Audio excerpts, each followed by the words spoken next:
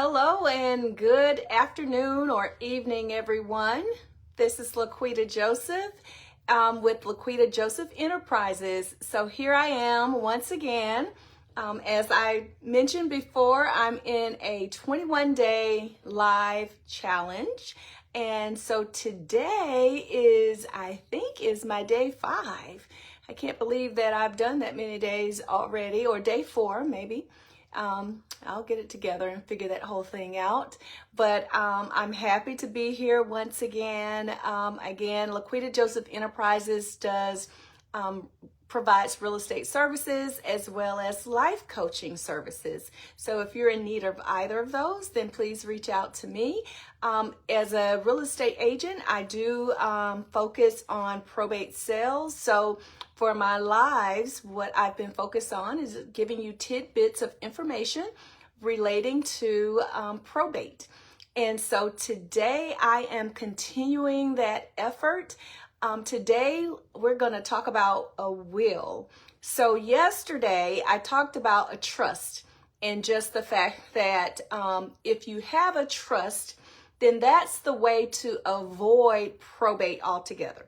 So if you don't want your family and family members to have to go through probate, then set up a trust for your family and voila, they don't have to go through that if you do everything in order and the way that it needs to be done. But today let's talk about a will. So why do you need a will? Well, you need a will so that you can give instructions to your family who's going to be left behind of what to do with your things. So rather than leave it up to them to make that determination or decide who gets what, if you describe those things in a will, spell it all out, what you want them to have, who you want to have it, then the courts will follow those instructions. So when you have a will, they call it dying intestate, right? So it's called testate, T-E-S-T-A-T-E, meaning that you have a will. So, and when you have a will, the court will honor that. They will take the person who you've designated as the executor over your will they will take care of those things for you, and they will go through and make sure everything gets distributed as you have defined it inside of the will itself. Now, if you die without a will, that is intestate, meaning so I-N-T-E-S-T-A-T-E, meaning that you do not have a will.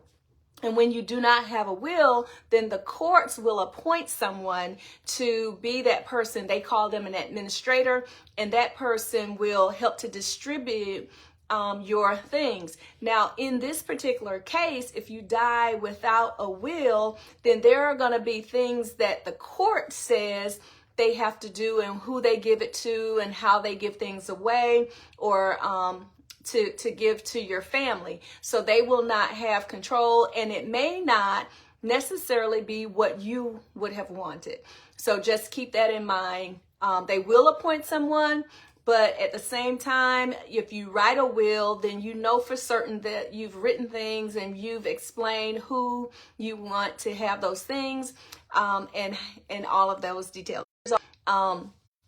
Or, they have to do something, so they may not be able to just get it. But in a trust, you can say, no, they don't just get it upon my death, that I would prefer, like, for instance, if you have smaller children, you may want to put someone in charge of those things. Even though you're leaving it for your younger children, you may have someone that's a trustee that you're going to place over that, and they will oversee those funds until that child becomes of age or whatever that age number is that you have defined in the trust.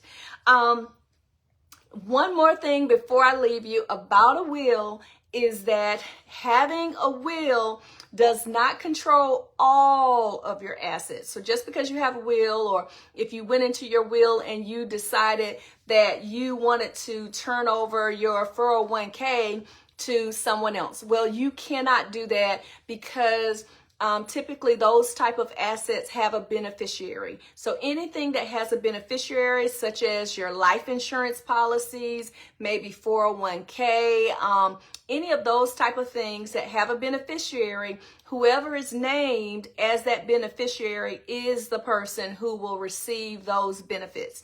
You cannot change that by putting something different in the will. So I want to make sure that is clear. Also, if you have anything that have some sort of joint ownership, such as a property, homes, right? So if you own a property, say you and your husband own a property, and say he passes away, then you would get that property. He cannot put into his will that someone else would assume his portion of that property by placing it in a will. He cannot do that. So you would have that survivorship clause that typically goes inside of a deed.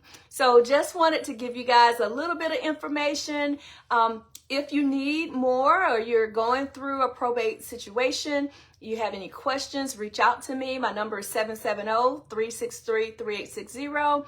And I look forward to hearing from you. I will be back here again tomorrow to do a new live. I'll see you then. Thank you and have a good evening.